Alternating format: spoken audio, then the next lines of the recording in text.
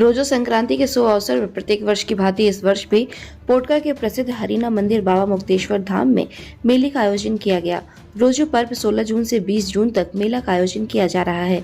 इस साल भी भीषण गर्मी में प्रसिद्ध हरिना मंदिर बाबा मुक्तेश्वर धाम में पूजा अर्चना करने एवं मेला देखने के लिए दूर दूर से हजारों की संख्या में श्रद्धालु पहुंचे।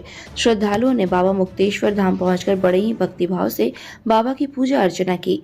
मेले में लगे मीना बाजार में इलेक्ट्रिक झूला, म्यूजिकल चेयर आदि का लुत्फ उठाए।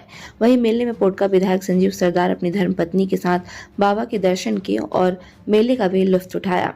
उन्होंने बाबा के दरबार में पहुंचकर क्षेत्रवासियों के लिए सुख शांति की समृद्धि की कामना की।